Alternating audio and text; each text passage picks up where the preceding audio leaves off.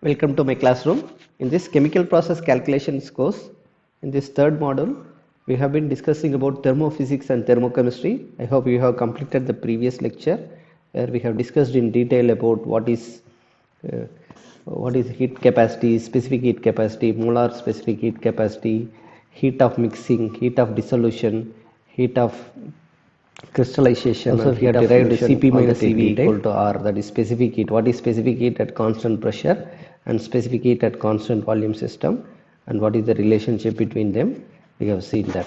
Okay, so please complete that lecture and then come to this lecture.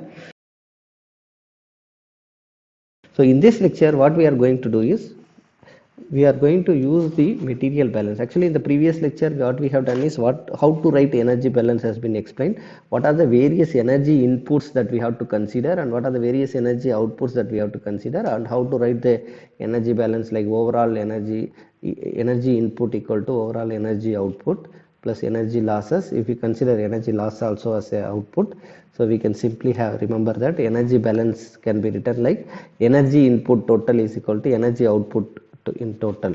Okay, so with this, before proceeding into this heat of reaction, what is heat of the reaction at various temperatures, all that, so it is easy for us to now itself to proceed to solve the numericals in unit operations. Okay, but it's energy balance in numerical operation. So in this lecture we are going to discuss about how to write energy balance for a unit operation. So first what we will do is, first we will discuss about the simple unit operation, that is evaporator, where there will be one feed and two products.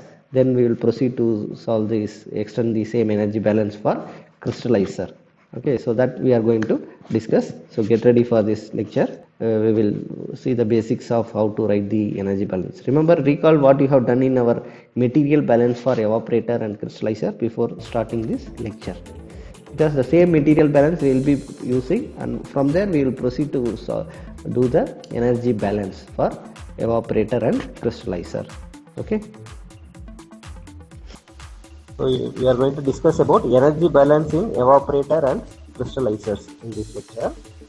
So if you look at refer to the previous lecture, we have discussed in detail about what are the various energy inputs that should be considered, and a similar thing should be considered for energy output also. So in this approach, in general, energy balance is total energy input is equal to total energy output plus energy losses. But in this approach, we will consider the energy losses as energy output. So in that case, easy to remember, like unit operations, you remember material input equal to material output. So like that, it is easy for us to remember material total energy input is equal to total energy output. It is again, energy balance is another form of law of conservation of energy, right? So which is governed by first law of thermodynamics also. Okay, so what are the various energy inputs we have to consider if we are writing the energy balance for a system? Okay. So if we consider the sensible enthalpy, sensible heat or sensible enthalpy of all the substance entering the system should be coming under first thing we have to consider. Okay, what is sensible heat? I have explained in the previous lecture, you can go through it. So heat that can be sensed. Okay, so for example, you are heating water from room temperature to 100 degrees Celsius. If you keep a thermometer, it is reflected. The rise in temperature is measured, means it is sensible enthalpy. So whereas if at 100 degrees Celsius, what happens from liquid to vapor, it gets boiled. There is no temperature change. Even though heat is supplied to the system, further heat supplied is not reflected in the thermometer. There is no temperature rise, but still heat is being supplied, which we cannot sense. Right? So that is latent heat. So first thing we have to consider is sensible heat of all the raw material that is entering the system, and we have to consider if vapor is entering the system, then we should know because we will be using 25 degrees Celsius as a one atmosphere as the reference conditions. Okay, so in that case we have to consider the latent heat of vaporization of the at the reference temperature of the vapors that is entering the system. Then other parameters like heat of reaction, heat of mixing, heat of dissolution, heat of crystallization should be considered if heat is evolved. Okay. So if it is exothermic, all these things are exothermic, then it should be considered as energy input. Then fourth parameter that has to become considered is if combustion is involved, then in that case heat of combustion. It is for general reaction, particularly for combustion. If there are 4 or 5 hydrocarbons present in it, so we should consider the heat of combustion of all the combustible reactants in the inlet stream. Okay, so this we will discuss separately about heat of the reaction. So right now we are going to do only energy balance for unit operation. So these things are not important right now. But in general, for energy input means we have to consider sensible heat, latent heat of the reactions, mixing, dilution or crystallization, and heat of combustion. Because when I say heat of reaction, it is taken care. Okay, still we are clearly mentioning that should be for all the reactant that is present in the inlet stream. We have to consider the combustion reaction, heat of the reactions. Okay, then if there is any heat is directly supplied to the system, that should be also considered as energy input. For example, we want to maintain the reactor or crystallizer or evaporator at 100 degrees Celsius. We will be supplying steam to it. So what is the heat associated with it in the steam? That should be taken as energy input.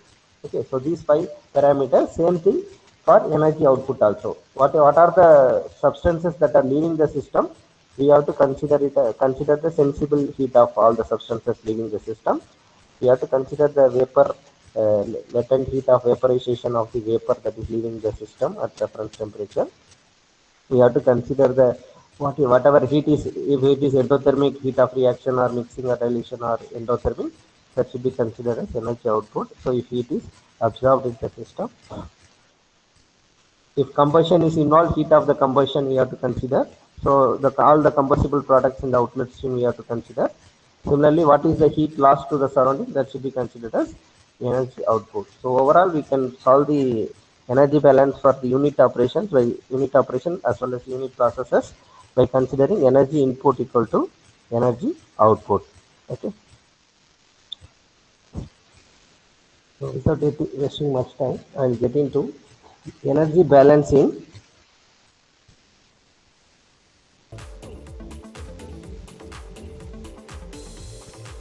Energy balance in evaporator first, because evaporator is a unit operation where we have, so if you draw a diagram for evaporator, so what is the feed? We have a feed which is a solute or it may be solid, okay, or whatever is it, solute and solvent present in it. Okay, so what we do is simply evaporate the moisture removal, right? So we have evaporator, so then we have product. So this is that's what this is material balance we have done, and we are very well aware of the overall material balance, that F equal to E plus P is the overall material balance. And what is the solute fraction? Let XF is a solute fraction. Here let the solute be XP. Then overall material balance and individual material balance for solute. We can write, right? What is that? XF into F equal to XP into P. Right? So this we have done so far in the previous model. So now we are going further. What we are going to do is energy balance. So this what we have earlier what we did is material balance. Okay. So in this, what is the energy supply to the system? So that way in the diagram we are going to make a modification what we have drawn so far. So what we do is we supply steam. We supply steam. Let me say steam is supplied. Simple case. So what happens? Steam gets gives off the heat to the system and gets condensed. So what comes out is condensate. But it is continuously running at a flow rate of S kg per hour. What will be the flow rate of this condensate? It is going to be S kg per hour. Okay. But what is the now? This thing is steam flow rate also we have to consider when I am writing about energy balance. Remember, in this material balance we don't consider steam. For energy balance we have to consider steam flow rate also, because if I consider in the material balance, it is like same steam is entering and same steam is leaving. Okay. So and also it is indirect contact. They don't come in contact with this feed material. Okay. Only heat is transferred from the steam to the condensate. So that's what happens in the system. Okay. Now, if I am consider, we have seen that what are the, if I have to write the material balance, what are the various factors we have to consider, right? So I have to consider the sensible heat associated with the feed, all that, right? So we know that feed contains mole fraction in the feed we have written, right? Now, if we are talking about energy balance, in addition to this F, E, P, X of XP, which we have considered so far, we have to consider the heat associated with it also. So that's the enthalpy of the feed. What is the enthalpy of the feed? Let Remember here I will give you a tip, important tip. That is, you will use enthalpy as H or capital H. Okay, so for liquid phases and solid phases we will use small h. Okay, so for liquids and solids we use small h just to differentiate the phase. Okay, when the phase is liquid and solid we will use small h, and if it is gas we will use capital H as the enthalpy. Okay, so that way subscript will come into picture depending upon which stream it is. Okay, understood? So subscript is the stream, referring to the stream, whatever stream it may be, F or S or P or S, whatever it is. Okay, so but what we should know is the stream is liquid, flow stream is, when the flow stream is liquid we will use small h to refer it. So for example this feed is a liquid with solute and solvent, so I want how to write the heat, sensible heat associated with this. I will write h subscript F. So one of you unmute and tell me how to write for P. P is product, right? How to write for P and E? One of you unmute and tell. E is only water vapor. So it is, I should say here, it is gas or vapor. That's what I wanted to write. If it is gas or vapor, we should write the heat associated with it, capital H. Okay. So this is vapor. So what is the heat associated with it? Here it is HF. What I should write here? If it is vapor, evaporator, right? We know the concept of what is evaporator. Capital HE. Capital H subscript E. So if you are clear about this, then it is easy for us to proceed with the material balance for any unit operation. Okay. Then what is P? Product. Again, product is only concentrated liquid, right? So it is, the feed is nothing but a dilute liquid, whereas product is your concentrated liquid. So how to write it? Capital H P or small h p? Small h. Small HP. So the heat associated with is small hp. Understood? So there are one input and two output with respect to material balance, for which we have written clearly what are the heat associated with it. Okay, so for clearance we will write it here in detail. Let HF equal to, let HF is the Fi I am writing capital, okay, not writing in small f, because the notation is feed stream. So it is the enthalpy of feed, or you can say sensible heat of the feed. Okay, enthalpy of feed or feed enthalpy, whatever it is. So what will be the heat unit? It is kilocalorie, and it is per unit time. Okay, kilocalorie per kg. HF will be given in kilocalorie per kg, because we don't know what is the flow rate. So depending upon the flow rate, that much heat will be there. Per kg, what is the heat is there? That is kilocalorie per kg. And if you have x kg, you have to multiply by x to know what is the heat of the heat associated with the feed, right? Now what, let HP be enthalpy of product. Again, kilocalorie per kg, and HE is total heat of vapor. So that is again kilocalorie per, all are heat, right? Let's say kilocalorie per kg. Okay, see the equivalent units can be there. It doesn't mean that it cannot be in kilojoule per kg or not. Okay, so it can be there. Okay, just for reference, in this class I am using kilocalories per kg. You can do it in the same balance in terms of SI unit also, depending upon the data given. Okay. So either you can, that depends upon how the CP is given, right? You know, Q equal to mCp delta T. So depending upon the unit of CP, you are going to have Q unit. Or if you want to convert from one unit to another unit, we have done unit conversions, right? So we should be able to follow that one. Okay. So this is what with respect to our feed stream, product stream, and vapor stream. But I told you when it comes to energy balance, we should not talk about the heat associated with the steam also, right? So we have considered a steam flowing at s kg per hour, and the same stream is getting condensed at yes, it will, flow rate is going to be the same. But remember, this is, when it is a steam, it is vapor phase. Okay, so but when I say condensate, it is liquid, right? If it is not mentioned as steam, it is again going to, steam is entering as steam and leaving as steam. Okay, so that way condensate refers to liquid, but flow rate of the steam is going to be the same, because It is not getting accumulated in the system. Okay, so we should write what is the heat associated with it. What steam entering is? Steam entering is vapor, right? So whether how to write it, capital H or small h? Capital HS. Okay, understood how why I am writing capital H's? Steam entering is vapor phase, so we are using capital H and S, and condensate leaving is, so this is the heat associated with the steam, total heat of steam entering. Okay, condensate, steam associated with the condensate which is in liquid form. We refer the heat associated with it is, this is the sensible heat of the condensate. Okay, sensible heat of the condensate.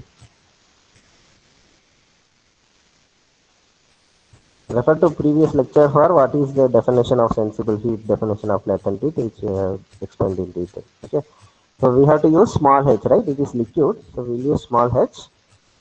Subscript is again S only. Okay, we can use S or C depending upon our convenience, but to differentiate, let me use C, so that in this problem I will explain it. Okay, so where C is equal to S. Okay, remember condensate is C, which is equal to S. Okay, so we are just for writing the material balance here, I will use that different notation. Okay, so can we write the energy balance now? So what there are, with respect to material balance, how many parameters we have seen? 3 parameters are there, right? There are 1 input, 2 output for material balance. For energy balance, how many parameters are there? How many inputs are there? There are 2 inputs, 3 outputs. Any doubt in this? Why there are 2 input all of the sudden? So far all the models what we have done is only material balance. So those who join late, you should know why there are 2 inputs here, 3 outputs there. Because there is additionally we are considering steam entering, steam input and steam output in addition to what is present here, right? So that's why we have totally 5 terms will be coming in the energy balance. Understood? So write the energy balance. So what is the heat associated with the feed, right? So that will be, we have seen F is the kg per hour and small hf is kilocalorie per kg. If you make a product out of it, what you get? Kg per hour into kilocalorie per kg. What you get is kilocalorie per hour. So the heat flowing in the feed can be, or any stream can be determined by multiplying the flow rate, the mass flow rate. It can be volumetric flow rate, mass flow rate, or molar flow rate. Accordingly, you will have the unit in this one. Okay, so this is your heat. Multiply heat. So flow rate into heat gives heat per kg we will have. So we will get what is the heat associated with the feed stream, right? So that way we can write the energy balance of our 2 input, right? So 2 input energy, what are the 2 input energy inputs? We have F into HF plus S into capital HS. Remember it is vapor stream, that's why capital H. So one of you unmute and tell me what are the 3 outputs?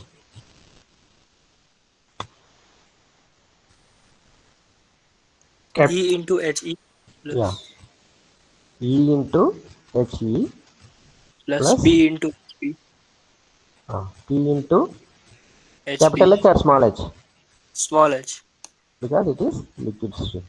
HP plus S into HS, HC, anything. capital H, right? Capital H. No, stream entering is S No, sir, only. it is if it is liquid, then small Okay. h, Yeah. Fine. So it condensate. is liquid, we can say condensate depending upon it. Okay, but whatever, we have to write it as HC only. So S only we can write as C, but it should be a heat of condensate because it is in liquid stream. Okay. small h of C. Yeah, that also you have to be careful. While defining, have we done that small h? Okay. Hc. Remember it is liquid, so heat is going to be different. So this can be, you can take this to the left hand side, because F into HF is plus F into, if I take this Hc to the left hand side, what you get is Hs minus Hc equal to E into He plus E into Hp. Remember the unit of all will have the unit of the same. Okay. It will have a unit of this. So finally all the term, each term will have the unit of kilocalorie per hour. That's why it is balanced. Okay. So now what is this difference? Heat of steam minus heat of condensation is nothing but your latent heat of vaporization. Okay, so we can write like lambda S.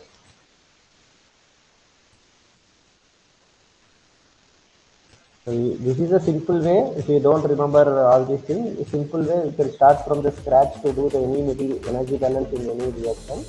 So this is the general equation. Because depending upon the inlet stream and outlet stream, only thing we have to be carefully look at it is whether it is liquid means we have to use the appropriate notation. If it is vapor, we have to use the appropriate one. Okay. So that way we can replace this Hs minus Hc, which is nothing but lambda. So equal to E into He plus E into small ht. E is capital. So where lambda is Hs minus Hc. Okay. So what is this enthalpy of vapor? It is obtained from, where we will get lambda value? From steam table. Okay, steam table depending upon the pressure, whatever is the pressure and temperature, we will get even temperature accordingly, we will get from this one. Okay, so pressure and temperature in evaporator, we are going to get the lambda value of a steam. Okay, so that you should know how to use the steam table. Okay, and we know that enthalpy of what about HF and HT? HF and HT are enthalpy of feed and product, but it again depends upon the, it's a function of solute concentration, temperature, means temperature of feed, and the product shape respectively. Okay, so what temperature it is entering, depending upon that, and what is the composition, depending upon that, you have this thing. Okay. So when you are writing individual material balance, that this comes into picture. Okay, so because this is overall we have written single component or whatever it is, but again depending if this HF value may change depending upon the composition, how much solute is there, how much solvent is there. Okay. Now, as an extension of this, what in this particular course, what we can do is we can determine the heating area.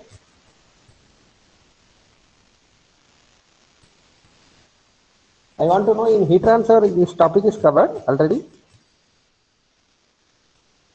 So we have that in next heat transfer. Okay, good. That in that case I can proceed. Okay. That I am repeating that. Okay. So that this thing you are, that's what, this is only basic calculations you will be doing in your heat transfer course. Okay. So further you will go to design the heat exchanger or other evaporator or crystallizers. Okay, because simultaneously heat transfer and mass transfer is taking place. Particularly evaporator and crystallizer is in your heat transfer course. Okay, so there you will go to use this data, whatever you are doing in this course, further to design the things. Okay, design the equipment. Okay, so we know heat balance. I think heat transfer is not in course, but at least Newton's law of cooling you can similar to it. Okay, then I should introduce what is that. In case of conduction, you call it as Q equal to mCp delta T values, right? But in case of convection or other mass transfer, we replace this thing with respect to U, which is called overall heat transfer coefficient. So overall heat transfer coefficient, same thing in mass transfer course also we are going to do the same thing. We will be having actually diffusivity term in case of mass transfer course. We will have diffusivity term if it is molecular diffusion is taking place, but whereas when you say convection coming into picture, we will be replacing it with mass transfer coefficient. Same way in heat transfer also, this Newton's law of cooling heat calculation Q equal to mCp delta T. So we will replace it with the term called U, which is given by Q equal to UA delta T. Right? So this is Q dot. We can A will come into picture UA delta T. But the principle is same. Q is proportional to delta T. The rate of heat transfer is proportional to temperature difference. That is Fourier's heat law of conduction. Okay, so here our aim is this Q equal to UA delta T formula we can use. Okay, so what we can do is, so we have Q equal to UA delta T. It is the heat balance equation. It is the heat lost by the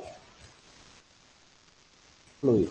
Okay, and sorry, it's not the heat lost by the fluid. It is heat gained by the fluid. Heat supplied to the fluid in the evaporator. Any system this formula is applicable. Here we are concerned about evaporator. Okay. So how much is the heat given by the steam? That also can be given.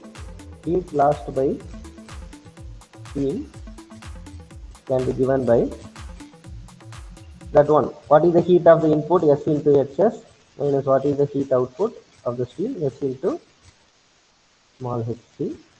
So S into Hs minus hc equal to S into lambda S. Okay.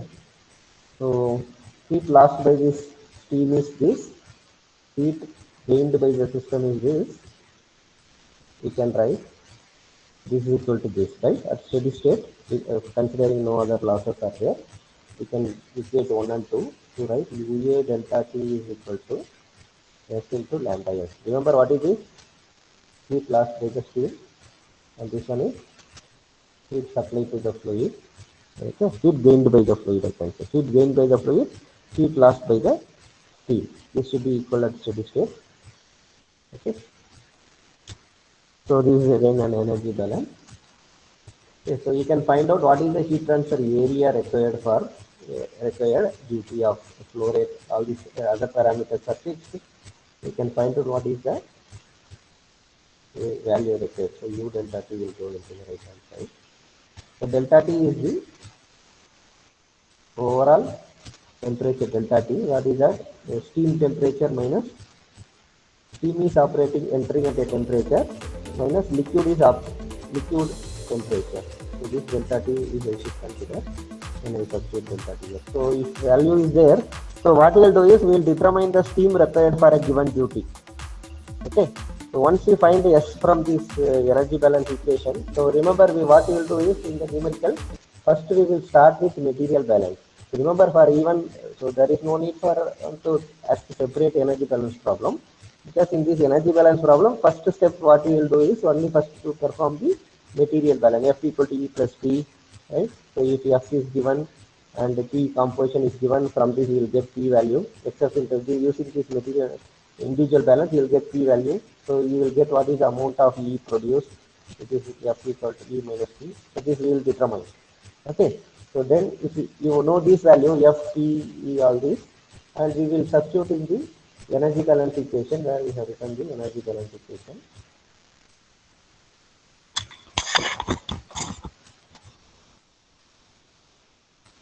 So this is the energy balance equation which we have written. So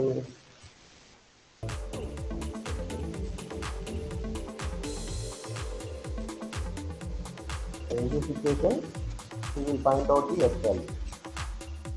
What we will do is, for material balance, we will find the E value. So once you substitute all the data known, okay, so unknown parameter will be S, we will find out S. Okay. So once we find the S,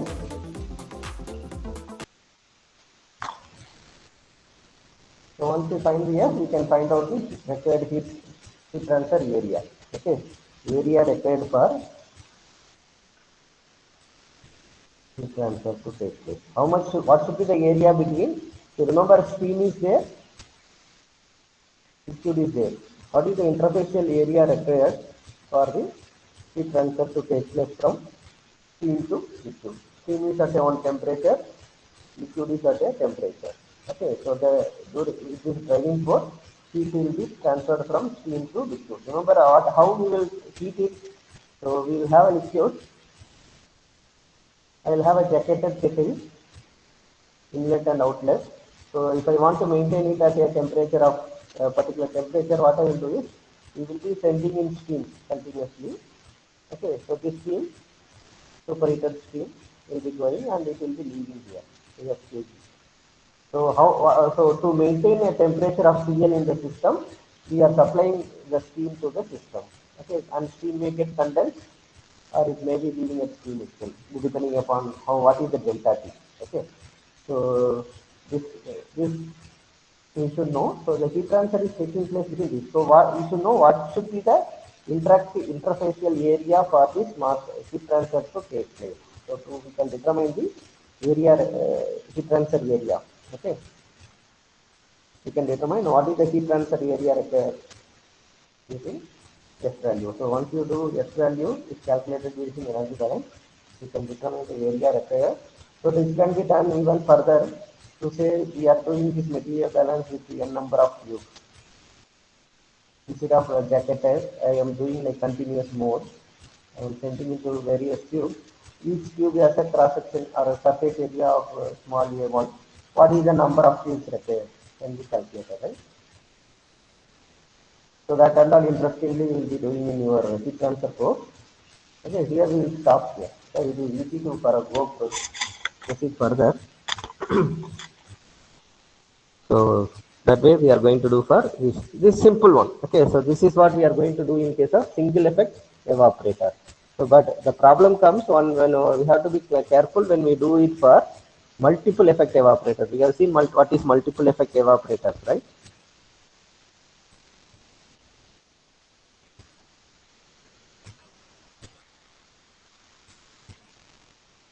And in that also we have seen forward feed, backward feed.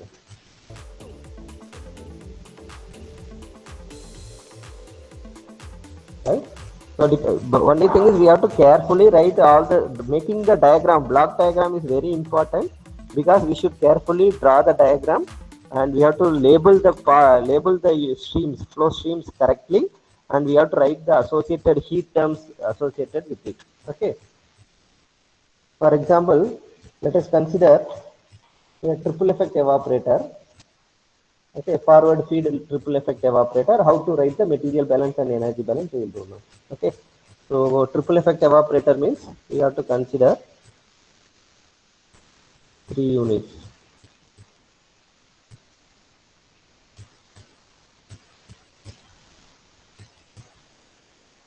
So we have a triple effect evaporator.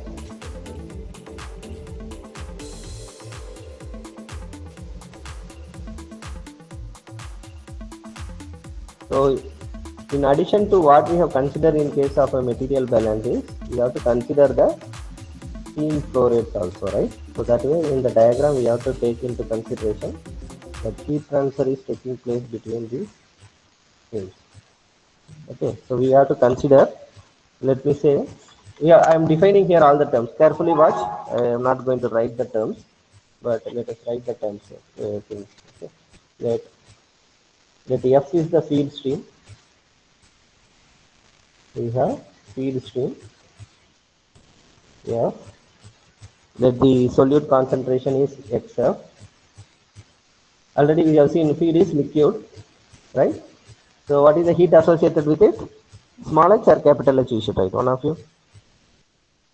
Small h. Very good. Small hf is the heat associated with it. Okay. So now what about the steam? Steam flow rate. First flow effective, it is easy for us to write because it is we can consider it to be independent and write the terms what we did so far. Okay. It is HS, right? So then this steam is going and leaving as same S and with small h or capital H. Here it should be small hc. Okay, so heat associated with it. Here we are writing energy balance. Same diagram we have drawn for material balance. Refer to that video if you forgot what is a triple effect evaporator. Okay, so now in this what is happening? The product stream will be the fed to the second one, right? Product will be fed to the second one. And whatever is the evaporator, this is the unit 1, right? So even though E you used to write, we should write E1 now. Yeah, that is coming out of the 1, because there will be E2, E3 also, right? So E1 will have XF will be there, XE will be there? No, because it is only my water vapor, right? So we don't write HF, but it is vapor, right? So what is the heat associated with this? Small h or capital He? One of you? Capital H. Because it is vapor, right? So since it is vapor, we should carefully write it is capital He1. Subscript also we have tried. Okay. And this evaporator is the heat associated with this vapor is sent as the feed here, feed to this second unit, right? So what will be coming out? Same E1 will be coming out, right? But what will be the heat associated with this? It is small h E1. Understood? If you understood, you can proceed to write for other two remaining things also. What is the vapor doing here? Instead of first steam, we are supplying steam. For second one, we are using the vapor generator to heat the fluid that is entering here. So this fluid is entering. So what happens? So we have formation of E2. Again, it is vapor, right? So that's why heat associated with it is capital H E2. Understood? So this is fed to the second wave. This is used to heat the thing. That is the advantage of triple effect or multiple effect evaporator. Okay, the steam also some heat is associated with it, which is used to heat the another stream. Okay, so what is happening? So here again, what will happen? So this product that is coming out. So here, what is this stream? It is product 1. What is the heat associated with the product stream 1? It is XP1. Understood? Sorry, HP1. Mole fraction is HP1. Heat associated with this is HP1. Okay, this is solute composition. This is heat associated with the product. Sensible heat with product P1. Same thing will happen here, right? So whatever is coming out. For confusion, I am making a diagram like here. Okay. So this, what is the stream coming out here? Here what is leaving is vapor, what leaving is product stream P2. So it will have a composition of XP2. Heat associated with it is small hp2. Again it is liquid, right? P1, P2 are liquids. Okay, so small hp1, hp2 we have written. And once it is going here, what will come out? Vapor E3 will be formed. Vapor will be formed. So since it is vapor, the heat associated with it is capital HE3. Okay, so this will come out as same E2 will be coming out. You see, remember, even though it is coming out of this unit, we are not writing as E3 because E2 is equal to E3. The same amount entering will be here. Same here. We are writing E1 even though it is coming out of E2. E2 is equal to E1. Okay, so it is E2 coming out, but it is condensed. So we will have H E2. Understood? So now what is the product, that final product coming out is E3, which will have a composition of XP3, means it is for solute. And heat associated, sensible heat associated with it is small h or capital H? Small. Small, because it is liquid. Right? So we have write HP3. Now we have to define the term overall heat transfer coefficient in each unit. Okay, later there will be total heat flux, because one unit we found what is H equal to Q UA delta T, right? So for one unit, what we consider, we have the formula Q equal to UA delta T. So if it is one unit, okay. So if it is triple effect, what we are going to have? We are going to have, let me write like small q. So we have Q1, Q2, Q3. Okay, so each one will have overall heat transfer coefficient. Like heat transfer area also different, right? A1 will be the area here, A2 is the area here, A3 is here. If they are of equal size, we may have A1, A2, A3 are equal, right? All units are equal size, design is same, then cross section area required will be same. Heat transfer area will be same. This is not cross section area, this is heat transfer area. Okay. Then if this is one, then there we are going to have U1, U2, U3. That is overall heat transfer coefficient. Heat transfer coefficient in unit 1, unit 2, unit 3. First unit, second unit, and third unit. Right? And in each unit there are going to be delta T. Right? Each unit will have delta T1, delta T2, and delta T3. Okay, so what is delta T1? It is the temperature drop in unit 1, temperature drop in unit 2, temperature drop in unit 3. This I told how we are defining temperature of the steam minus temperature of the steam means in a second unit it may not be steam, it may be the heating medium EO2, E1, E2, right? So whatever it is, heating medium, temperature of heating medium minus temperature of the liquid. Instead of steam, let me say here heating medium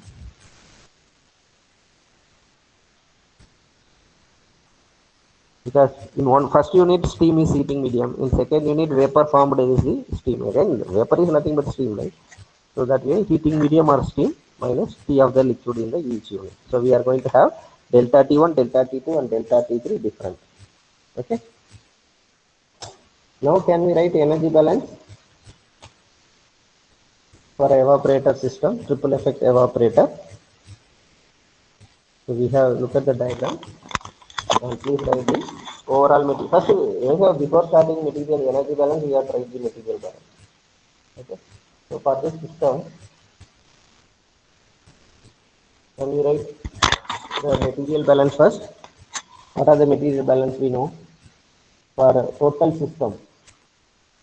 For total system, that is what is total system? For total evaporation system,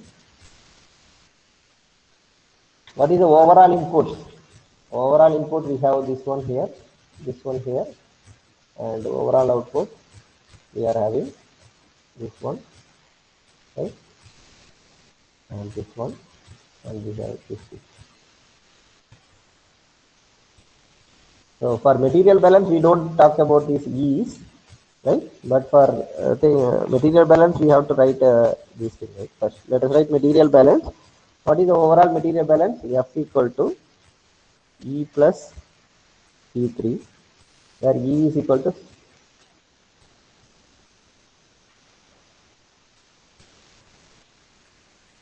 E is separated out, it's not continuously used. So we can write E equal to E1 plus E2 plus E3. Okay, because it is taken out. As I said, here E1, E2, E3. Three outputs we have. So that way E is equal to E1 plus E2 plus E3. And what is the solute balance? Solute balance is XF into F equal to P3 into XP3. Sorry, XP3 into P3. Right? So let the mole fraction of solute is XP3. Sir? Yes? So shouldn't it be E3 plus P3 only? No, sir, you see what is happening to E1. It goes through the P to it and it is separated out, taken out as separate. It is overall output, right? Steam only we don't consider is this material balance. But E1, what is happening? It is going through, it is doing some favor and going, that doesn't mean it doesn't belong to the product group, right? What is coming out? E1 is coming out. What it is doing on the way, it is releasing the heat. Just like I said, a flue gas is created in your reaction. Okay. When flue gas is created in the reaction chamber, on the way it is just heating the water and going. It's like preheating something. In a heat, it passes through a heat exchanger, but you are releasing the heat flue gas into the atmosphere. Will you say no flue gas? We should not consider flue gas as output. So it is output. E1 is output because E1 is nothing but our own material, right? It is a part of feed earlier. What is this? It is solute plus water, right? Solute. Yes. Right? Feed is solute plus water and water only getting evaporated and going. But on the way, it is just releasing the heat. Only temperature gets changed, but E does not mixes here. Right? That's why I put it as a separate line. Okay, this is just a heat exchanger. Now it is only heat is being exchanged. E is not mixing here, right? So that way it is just passing and releasing the heat. Let me represent like this. Then you may get. So E does not get consumed here, or does not mixes with the system. It is just passing through a pipe, just heating, releasing the heat to the liquid so that it gets vaporized. Understood? So that way we Yes, have to sir. consider E1 as well as this E2, because this whatever E2 is coming, because totally how much water is evaporated, if you say, we cannot say, because E1 only we may have more. So out of total, let me say there are 300 kg of solute, 700 kg of water, let me say 100% the water is removed, then in that case, if in E3 alone we won't get 700, right? So we may get 500 here. That means this U2 may be 150, this E1 may be 50. So that only we'll have a balance of 700, whatever water has entered, right? So if it is complete vaporization taking place. Understood? Yes, sir. Okay. So that way, so we have solute balance. So this will only will help us to find out the P3 value. Okay. So when you write the solute balance, whatever solute is, for solute you can tell that one, because in vapor there is no solute escaping. Therefore E1 will not have any solute. E2 will not have any solute. E3 will not have any solute. Okay. So that way only F equal to P3. Whatever is XF into F equal to xp3 into p3. So this will be helpful to us. Okay, so this is solute balance equation. Okay, so this is overall equation, right? So this is overall equation 1, 2 and 3. So this is with respect to overall, right? So for the first effect, second effect and third effect, we shall write first material balance. What is the first effect overall balance? First here effect refers to first unit, right? First effect P1 is entering, sorry, F is entering,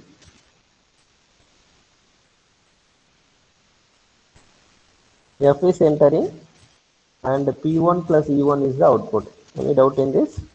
Already we have written 3, let it be 4. Okay, so what is the solute balance? This is overall material balance in first effect, individual material balance for solute. So within the first unit, so this is the input, these two are output, and evaporator will not have any solute. So we have XF into F equal to XP1 into P1. Okay. So similarly, you can write for second effect. One of you tell me, I will follow what you are writing. Please tell me what will be the input. The product one is the input to the next one. So F equal to P1 for the second effect, right? So we have, yeah, someone tell me if we have drawn the diagram. P1 The equal to product is input and E2 plus E2. P2 plus, E2. so that is another input, and these two are the outputs, right? So what is the, this is overall material balance. What is individual material balance for solute? XP1 into P1 equals to XP2 into P2. xp1 into p1 equal to xp2 into p2. So this is another material balance equation, because there is no solute in the evaporate. Okay. Then what about third effect? Third effect, what is the input? Whatever is the output product here will become input here, right? So P2 is equal to, similarly P3 plus P1 E1, E3. P2 E2, we are going to get P3 plus E2. Remember, so this is evaporator simple case. So if it is crystallizer, we are going to have evaporator, mother liquor plus crystal form, right? So that will change for crystallizer. That is the difference will be there. Okay, so that's why one unit, if you are thorough with notations, what is the heat associated with it, other unit operations also we can perform easily. Okay, so that's why I started with this evaporator, which is simple to understand for you. There are only 3 units, one input to output, including if we consider energy balance, there will be steam inlet and steam outlet. So we have P2 equal to P3 plus E3. Okay, what is the solute balance? This is overall material balance in the third effect. So individual material balance for solute. So what we get is xp2 into p2 equal to xp3 into p3. Okay, So these are the equations that we have done till previous modules, right? So this should not have any doubt. So now we are getting into this another model where we are discussing about this energy balance. Now only your energy balance part comes into picture, how to write energy balance. Okay. So far what you have done is material balance. But if we have this because if we have this material balance, easy for us to look at it and write the energy balance equation easily. Because whatever is the heat associated with each term, we are going to substitute and write, right?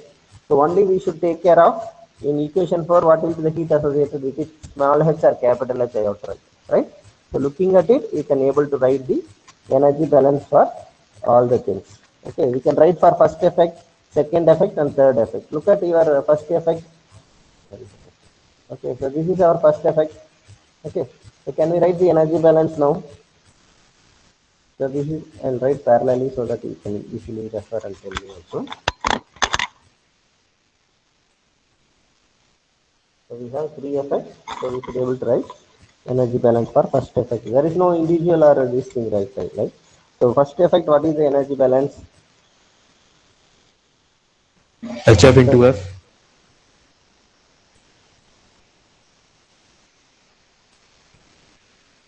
If it is energy balance, we have to consider heat input also, right? Heat input medium. What is the medium that we have to consider? I don't say that is directly we can write. So from 4, considering steam input, we have to write the energy balance equation for effect 1. Understood? It's not only the heat, it is not the only input heat associated with the terms, but we have to consider. That's why I showed you the presentation where we had all the heat transferred to the system we have to consider here, right? So these are sensible heat, vapor heat, heat of reaction, combustion product heat, all that, but main thing is heat transferred to the system, heat lost to the surrounding we have to consider also, right? So that's why it's important for us to consider the heat added by the steam. Okay, so we have steam or means other places we are even having E and entering. First thing, what is the, for first effect, what is the heating medium? Yes. For second, what is the heating medium? E1. For third thing, what is the heating medium? E2. So this we have to consider when you are writing energy balance for unit 1, unit 2 and unit 3. So I can say effect 1, effect 2 and effect 3. Understood? So this is also will come into picture when you are writing the energy, because energy associated with it, right? If it is yes, we should know what is the energy associated with it. We have already defined, I think, right? We have defined as Hs. E1, what is the heat associated with it? E is liquid, so it is going to be no, for first effect it is S1, S1, right? S HC, right?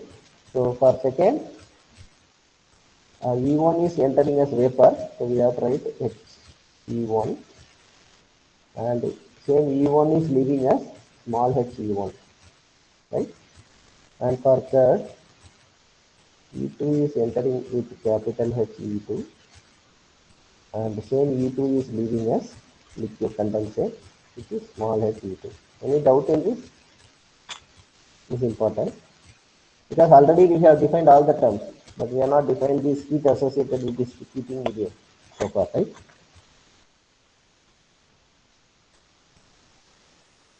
So this you can refer to the diagram. In diagram, I think we have already written.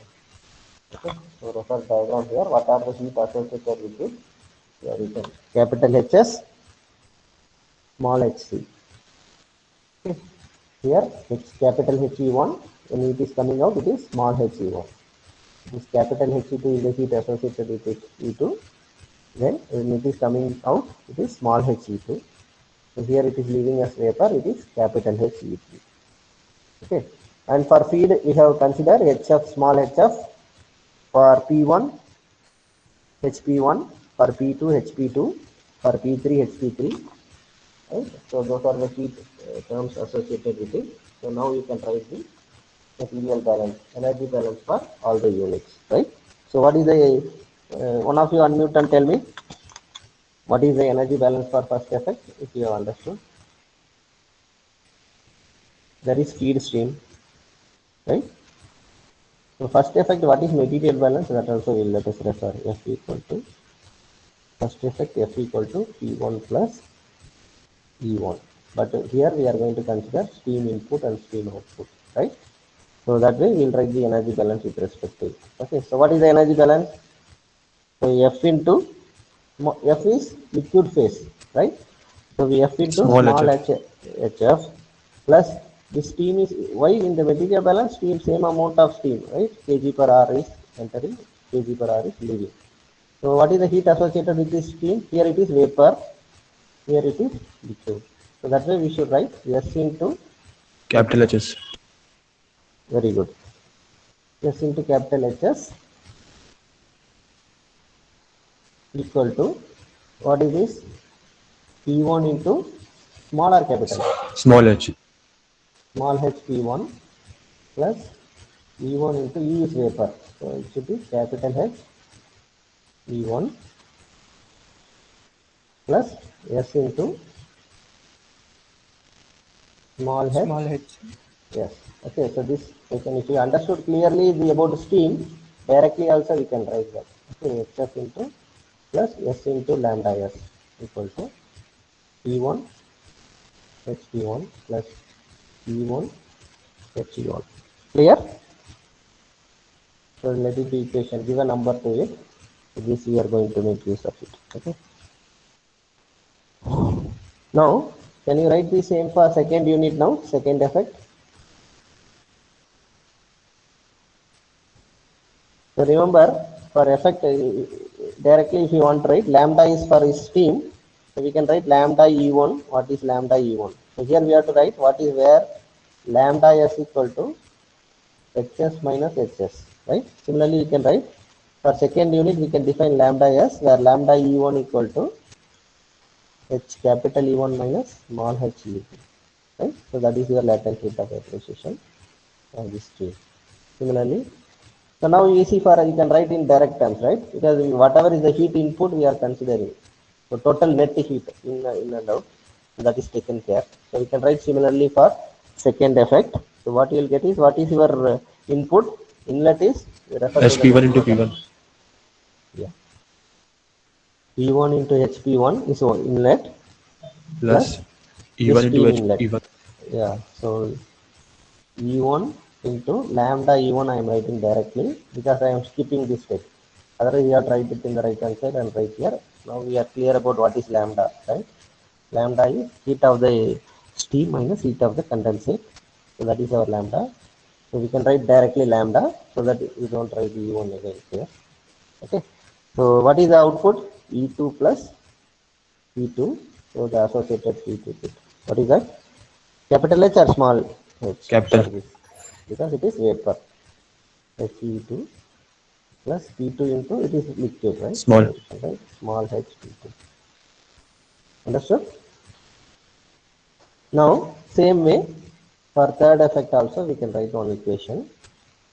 Okay, so there also we can define directly what is lambda E2. Lambda E2 is going to be capital H E2, that is the inlet is vapor, but the E2 is leaving as condensate in small h E2. Okay, so same way P instead of P1 it is going to be overall is P2 equal to E3 plus P3, right?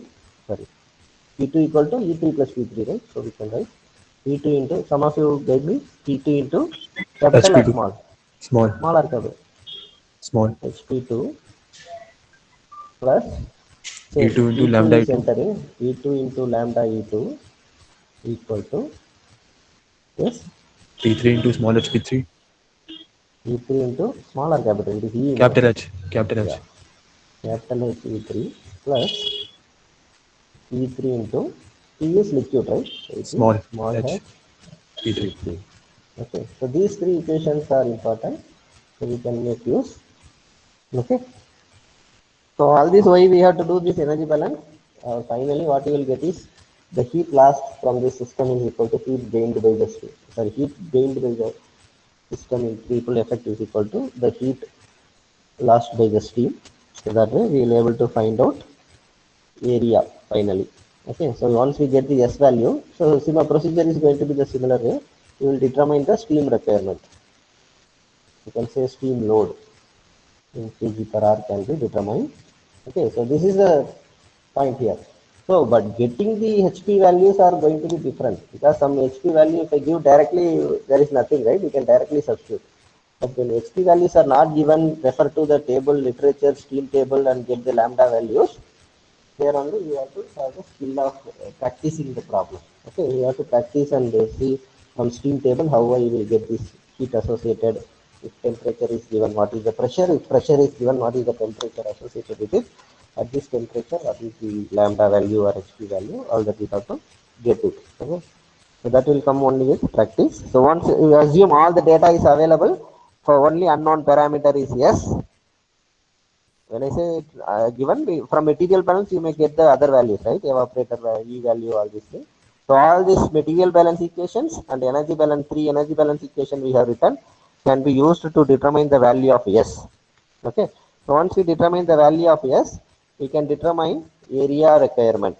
Okay. So we have already seen what is U, Q equal to UA delta T, right? So with that A equal to A1, A1 can be determined S into lambda S by U1 delta T. See, we refer to our single effect evaporator. Okay. So we have what we have done is Q equal to UA delta T, which is equal to S into lambda S. This amount of heat lost by the thing, and this is the heat gained by the evaporator. So you can write what is A, right? So we did earlier also.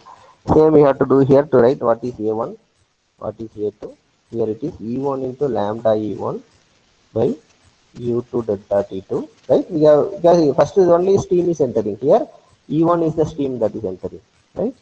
A3 is equal to E2 by lambda E2 by U3 delta T3. Okay.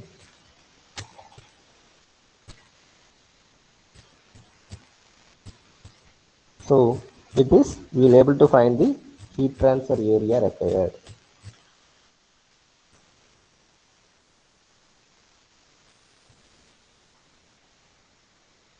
Heat transfer area required is this thing.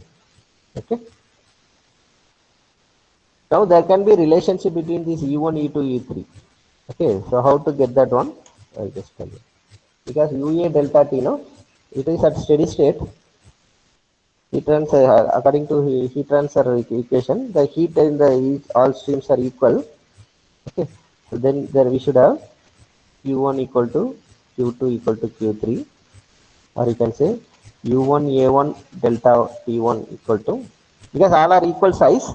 If they are equal size, then in that case area will be the same, right? So we'll see that U1 A1 delta T1 equal to U2 A2 delta T2 equal to U3 A3 delta T3.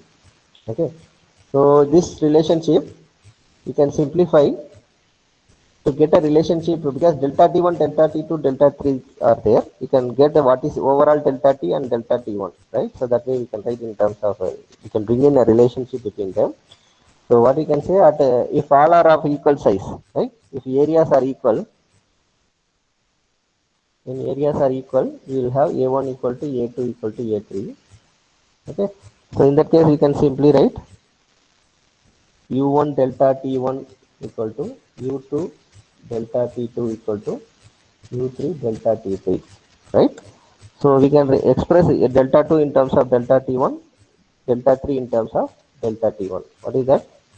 One of you can write delta T2 equal to U1 delta T1 divided by U2, delta T3 equal to U1 by U3 into delta T2.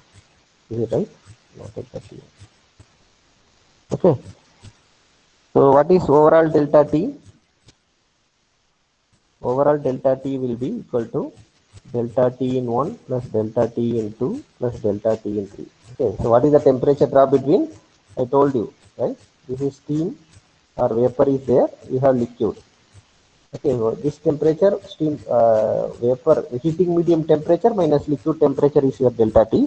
So for each first, second and third effects, you are going to have different temperature, because here you are having E1 Here we are having E2, right? So what is liquid temperature? So this is the delta T. What is the delta T? Can be expressed like this. Okay, so for this delta T1, we can substitute the values of delta 2 and this here to write. If I take delta T1 common outside, it is delta T2 is U1 by U2, right? So for this it will be 1.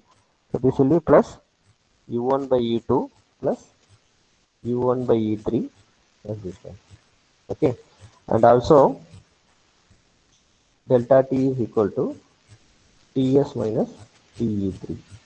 So these equations also can be useful if you have to further proceed in heat transfer course. Okay, so this you will do doing in your heat transfer course. Okay, so in all these cases, we are considering one thing. What is that?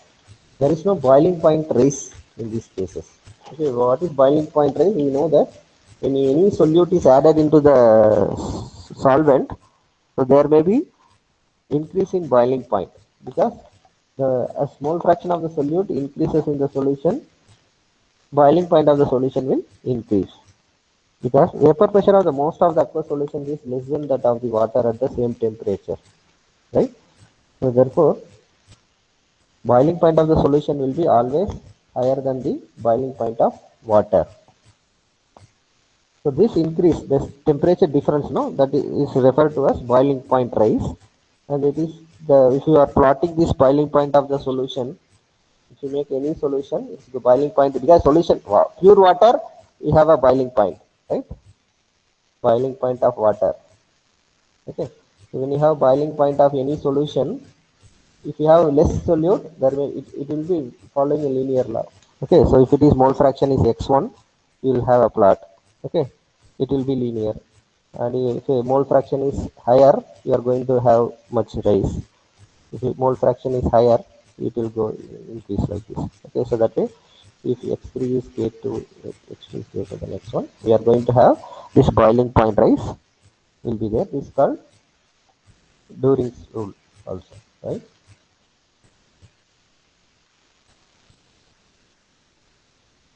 Okay, so we are considering actually mostly we are when we are discussing about aqueous solutions, this boiling point rise is neglected or ignored. Okay, this boiling point rise is ignored when we are doing all these calculations. Okay, because actually what is the ill effect of this boiling point rise is this boiling point rise will result in decreasing the available actual delta T available. It will decrease in the delta T and also it will increase the required heat transfer area. Area requirement will be more and delta T will be reduced if there is boiling point rise. So that should be taken care. Okay, so what we have done so far, we have ignored the boiling point rise. Okay, so when you are writing this energy balance, if there is boiling point rise, that should be considered.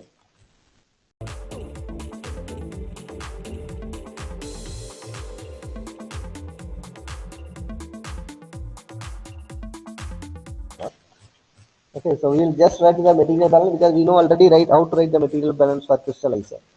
Okay, I thought of doing numericals, which I will post it separately. So crystallizer we will consider. So if you consider a crystallizer, you have already seen that a crystallizer will have a feed. From there will be evaporation, E, right?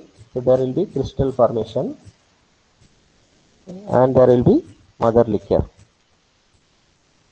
Okay, so mother liquor be M, crystal formed be C, let feed be F. Easy for me to do the material and energy balance. So in case of crystallization, let mole fraction of the solute be XF, let the heat associated with it be HF. Okay. Then mother liquor will have some certain heat, right? So this can be energy balance can be written. Okay.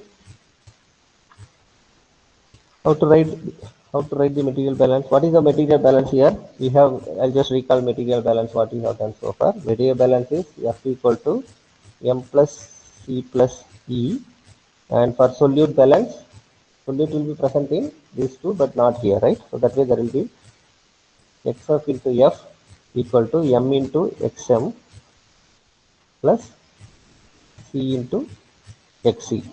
Okay. So where we will get XM data is it depends upon the solubility. If solubility is given, from that we will be getting the XM value. Okay. And here there will be heat of crystallization. Heat of crystallization will come into picture. So refer to the previous lecture for what is heat of crystallization. Okay. Heat of crystallization or latent heat evolved during heat formation. This is the latent heat evolved during crystal formation. Okay. So this for energy balance, we have to consider the heat of crystallization also. Okay. So this relates to heat of the solution and heat of dilution, and it is a function of it's going to be the heat of crystallization will be a function of concentration. What is the concentration of the solute in the liquid, mother liquor or liquor, and temperature. Okay. So this information, heat of crystallization, will be available from a reference chart like enthalpy concentration chart. If it is not directly given, we can refer to literature to get what is the heat of crystallization at the operating conditions. Okay. So what are the two heats available here? There are two heats are there. One is sensible heat. I'm just repeating what I did in previous lecture. There will be sensible heat associated and there will be latent heat because there is phase change taking place. The latent heat comes into picture whenever there is phase change from liquid to crystal taking place in this particular case. Okay, so liquid is becoming crystal formation, there is phase change. Okay, whenever phase change is there, we have to consider the latent heat. Okay, in evaporator we did not consider any latent heat because there is no phase change with respect to raw material, means process, product being processed. The steam may get condensed, there we have considered latent heat, right?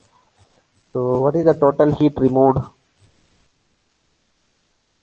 Total heat removed in the crystal, crystallizer in the unit, and simply you write like crystallizer. So how much kilocalorie per hour is removed can be written like total heat removed from the crystallizer is equal to F into Cp of feed. We usually write HF, right? So I'm just writing Cp value here because it is given. F into HF actually. F into mCp delta T, that is a total heat plus C into lambda C. Whatever is the amount of crystal formed, let me say this much kg per hour of crystal is formed. So like this is going to be kilocalories per kg. Okay. So we will get this is the amount of heat of crystallization. This is the heat associated with the feed. So this is the total heat removed in the crystallizer. Okay. Now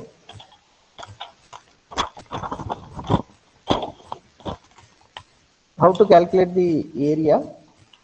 Calculation of heat transfer area is again this heat loss is equal to Q equal to UA delta T logarithmic mean. Okay, so that I will discuss in the numerical when I solve how to determine this logarithmic mean temperature difference. So in case of evaporator, we directly use delta T between the steam and the liquid. Okay, so here we will have this one. When we equate this, what is delta T1? I will tell at least here. Logarithmic mean equal to, we will have delta T1 at the inlet condition and outlet condition. What is delta T, delta T1, delta T2? Based on that, we will determine delta T1 by delta T2 by ln of delta T1 by delta T2. So this inlet and outlet cooling water or feed crystallization temperature, based on that we will determine this delta T1. So once we calculate this heat transfer area, okay, area can be calculated. So now equating, this should be equal to this. We can calculate the area required. Okay, so this area can, once we calculate the required area, we can determine what is the effective heat transfer area available per running meter per unit length of the tube, because heat transfer will be taking place in a tube. So what is per unit length for example L meters, what is the area available, like that we can calculate. Okay, what should be the length of the crystallizer, like that calculations can be done. Okay. Okay, I thought I'll do one numerical, but we'll stop here. This lecture will stop here. So this material, how to write material balance and energy balance for evaporator and crystallizer. So this is what we have discussed in this lecture. So I will solve some more numericals in the next lecture. Okay. So thank you for joining this classroom.